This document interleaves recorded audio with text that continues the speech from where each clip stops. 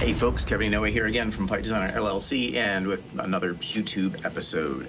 So some of you may have just heard about PewTube from the Pro Series video I did for the SAFD. They have, they're reinstating their, hopefully I think monthly series of videos by folks working in the field, sharing stuff free to the SAFD membership. And so I had one on firearm skills for actors, and there were some questions on some of the 3D printed guns that I was using, and I said, oh, I'll follow up later. So Rob, this one's for you. Now you can actually probably hear my 3D printer chugging away in the background. I've got another one of these going right now. But let me talk about a couple of the issues that I've come up with and some of the designs that I've been playing with. Now, straight up, I am not a 3D designer. I haven't yet to take the time to teach myself Blender or whatever to be able to really adapt or modify or let alone create from scratch any of these. I tried downloading some of the photogrammetry apps for the phone to be able to scan props that I've got. So far, none of them have really looked that great when I tried to port them in, but again, I'm just playing with the free apps. And if somebody out there has something that they like that they've been able to have success with, of being able to scan an object and create an STL file that I could then use in a 3D print, that'd be awesome. But a lot of the stuff that you find on Thingiverse, on Cult 3D, they're not to scale. Sometimes they're proportioned a little bit funny, sometimes they're just a little bit too small or too big or whatever. And so if you want to be able to have something like, have it fit in the holster, for example, that's a common use of dummy guns for me. If I have a bunch of cops in the background, they all need a sidearm in their holster, and they probably never draw it in the scene, so it doesn't matter if it's super detailed, but I want something that they can have in that holster. But it's got to fit in the holster, which means it's got to be the right size. So I've been playing around with rescaling things. I mean, this is what started a lot of it for me, was the Glock 19, because I have rubber Glock 17s, but wasn't finding cheap, good Glock 19s, and I had a character that I, in Misfired, which there's now an IMDb page for at least, the detective character in that used a Glock 19 primarily. And I found this model, and this one was pretty good, although if I want to double the other one, I'll cut off the extended barrel. But it's a tiny bit oversized, and maybe that's on me when I get them painted and finished. Let me show you what it is, not in orange. This is obviously for training purposes, it's in that orange color. But these can also be, of course, finished in black. Sometimes that makes it easier to patch up some of the mold lines and stuff on the side as well. But it is work finishing these things up. It does take some effort, and how much effort depends on how good you want it to look. Here's a Glock 17 that's 3D printed. These are a little bit lighter than most of the rubber ones that I have, but I think they'd be fine for most holster stuffers. But again, you gotta play with the scale to make it work. And so I had to print this at like 99%, 98% to make it really work in the holsters that I was using for the Umarex gas blowback airsoft that was what I was mostly having the actress use. And that got me thinking, well, what else is out there? Glock 26 is another one that I used to have a rubber one of, and I think I sold it. So found a Glock 26 model. Not bad. It actually came without a magazine though, so I ended up using the support structure from the inside and 3D printing a magazine base plate from somewhere else to basically make a magazine that could fit in it. And so now we have one where you can potentially do a magazine change and practice that, which is kind of cool. No other moving parts though, so it's not like you can really practice a whole lot of firearms handling. But again, it could be a double of a gas blowback or of one of the Bruni mini gap blank firing Glock 26s that I have. Looks like it's the same generation without the rail and all. And there are other versions that are already being made. I think I paid a little bit to get on someone's Patreon for a bit to check out some of these models. This one's not bad. This is a Glock 17 that has a removable magazine and a trigger with a little clicker thing that they've tried to build in, and it sort of works and sort of doesn't. And here's the thing, I don't really care about the trigger. I suppose if what you wanted was to be able to practice magazine changes and trigger discipline or trigger pull, just to see if it's like pulling to the side when you squeeze or something, that might be a nice option to have. But for props use, I don't really care. I can't see what happens to the trigger when you pull it anyway. So, you know, it's kind of cool that the magazine comes in and out, but it's a little weird. It's a slightly abnormal open magazine. And while I can print out dummy magazines, here's a 3D printed Glock magazine that I painted up and put a dummy round in the front of to be able to do that too. It doesn't fit all the way in. It fits most of the way and then stops. I'm not sure why. It's not that the bullet projects out the front, because I can take that out and it still stops, but it does seem to be this angled cutout. There's something on the inside here. So doesn't quite allow for a full magazine change from what looks like an unloaded to a loaded magazine. So again, slightly less useful from a props perspective, but that also got me thinking about training guns, because I also teach workshops, not just on YouTube, when I can in person as well. And yeah, you can just use, a $15 plastic airsoft spring gun to practice magazine changes and slides and all that. But that's also something that is sold to be able to shoot little plastic BBs. So there's a potential safety issue and liability issue and just optics issue with using something that was made to shoot projectiles to train safe gun handling for actors. So this model now is one that was actually listed on, I forget if it was Thingiverse or Cult 3D.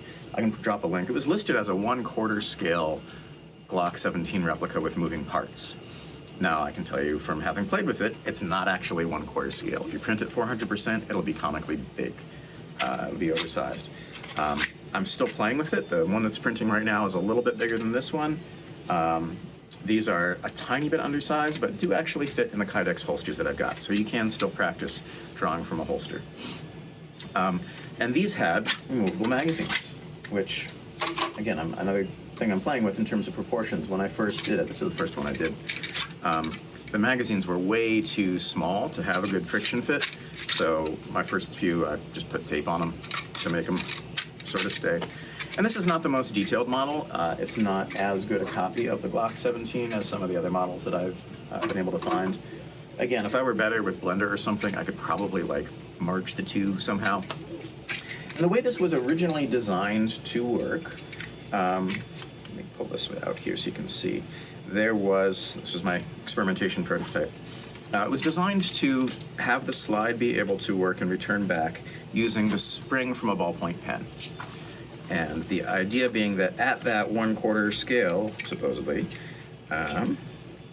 you could get it there. There's a little protrusion down here where the guide rod would be on one side that just kind of sticks out enough that you could put the spring on that.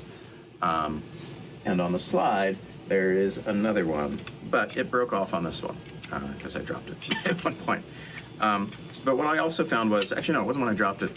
If you put that spring there, if you scale it up and have a spring from there to there, as soon as you try and rack it with any kind of authority, it's gonna snap that piece off. It's just too much force for an actual non-quarter scale toy for this plastic. And I'm printing these in primarily in ABS Plus. That's what I've had the most luck with in terms of being able to get a decent finish on things. Mix of durability and reliable printing. So yes, the spring didn't work. When I racked that, it would just pop off the piece on the front of the slide. So what I did instead, you can see I most of the hole here trying to experiment. I've been using a styrofoam heat knife thing to be able to put holes in or shape or smooth off some of the 3D printed stuff. So I put a notch in the back of the slide, and this one will hold. The later ones I did a notch on this little piece in the back, and notches on the side of this little rectangle that is what slides in here to stop it from being able to go too far forward again. And then the rubber band was just about enough force. Oh, I got a piece of rubber band stuck in there. Was just about enough force to be able to make it go back forward. So, here's my Halloweeny one. Lower in black and upper in orange for a training gun. So you can see there's a little block back here now. Focus on that. That little block just keeps it from sliding too far forward. And to be able to basically field strip it, what you have to do is take this little block out, slide it forward a little bit more, and lift the slide up. Let's see if I can do that on this one so you can see how this works. So I take that little block out, and you can see how I kind of melted a little hourglass shape into it, so it's got notches for the rubber bands. And lift out here. Oh, I just broke my rubber band. I'm using cheap old recycled rubber bands.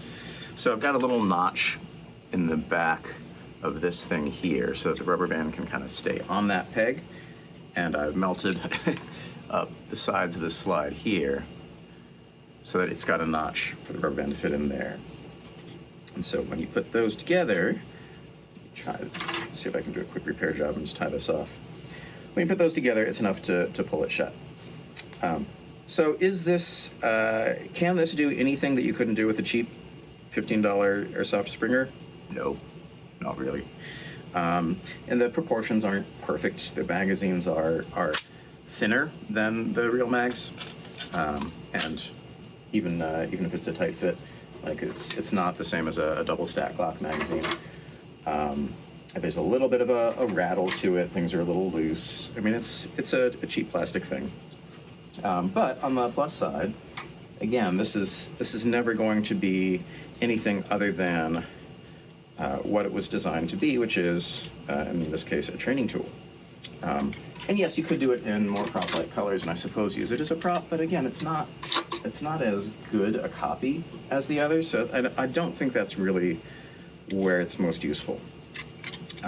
So what I was thinking about is, next time I teach the theatrical firearms workshop or a tactical firearms workshop or something like that, because one of the things that helps an actor look like they know what they're doing is that muscle memory that comes with practice of being able to, trying to multitask here, of being able to do a quick reload and different ways to rack the slide and all, just this kind of actor business of being able to do this kind of stuff without having to sit there and fish around and whatever. Now, there's no magazine release that's functional on this, so it's just a friction fit. So you just kind of grab the base and pull it out. But it does let you practice some of the prop manipulation stuff at home if you wanted a safe way to do that at a relatively low price. And yes, you could print these yourself if you wanted to. I need to tie that off a little tighter. The other thing that I'm still experimenting with is how, what size rubber bands to use, or if I just tie a knot in the end, does that make it tight enough? There we go. That's got a bit more power now. Oh, the block needs to stay in the back. If I loop this over here. So this is a mix of using an existing pattern and modifying it, which is kind of where I am right now in my 3D printing. I would love to, at some point, get better with scanning and or modeling and or find somebody else who has actual 2-scale models that I can just print to be able to get stunt doubles or training replicas of models that are a little bit harder to find. Because that would be my ideal is, maybe I have even something that isn't a real firearm, like Zeraki or Eccles revolver. It's not exactly the same as any actual firearm model. But if I could scan that or model it and make a copy of it, it'd be nice to be able to have a double I could swap out. People are wrestling over it or something. You wrestle over the double, drop it behind the couch, grab the blank firing one, turn, bang, bang, bang. Right? Things like that, so that we have a good match. These training ones I've also tried for durability. Sometimes I've tried doing a clear elastic coat over it, or not elastic, a clear epoxy coat over it.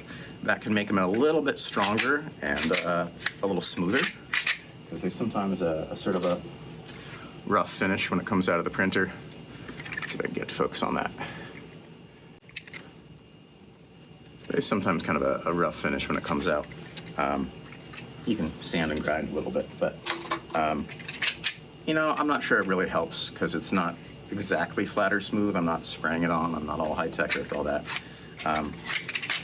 So that's probably honestly not worth the hassle and the mess and the time that it takes to do.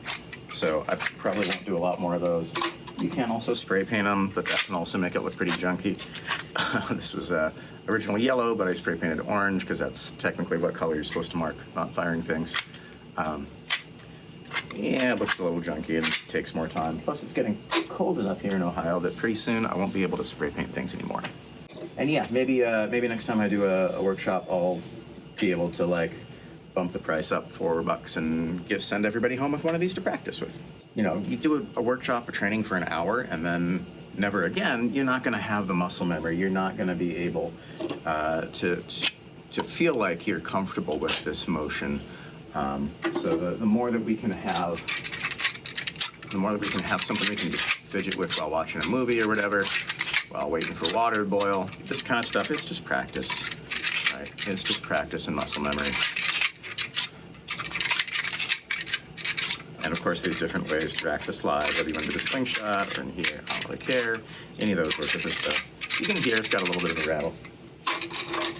Some of them I've been able to angle the rubber band down so it helps pull it in a bit better.